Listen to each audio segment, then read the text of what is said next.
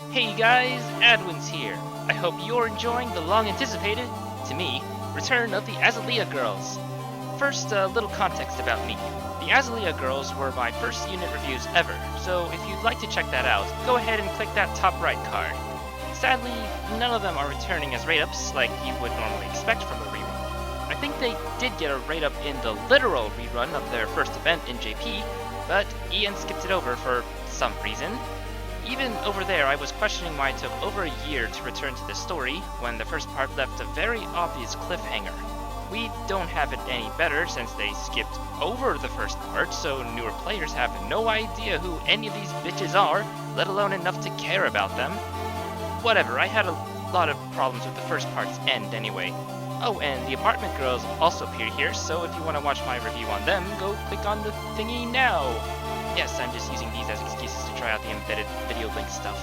Anyway, let's go over the one featured girl on this banner who is totally incidental and has nothing to do with the current events at all, Hanna Sarasa.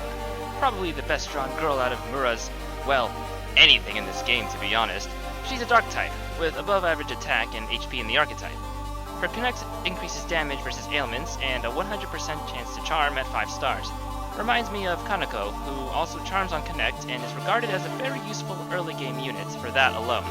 Same goes for Honda really, except that the charm is only guaranteed at 5 stars, compared to Kaneko being guaranteed at all rarities, but that's kind of a minuscule difference.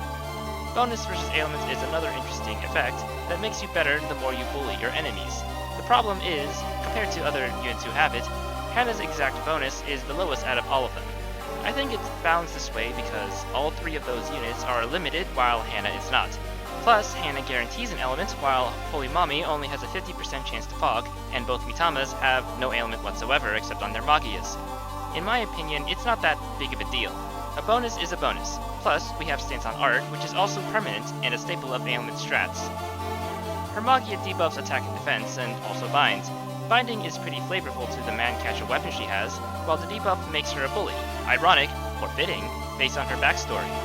Man, getting another bullying magical girl so soon after Corbeau? Maybe that's a trend! It's not a trend. At 5 stars, she also evades like Sereno, which is weird, flavor-wise, but sure. In conclusion, Hanna is kind of like a beefed-up Kaneko, if only for the charm.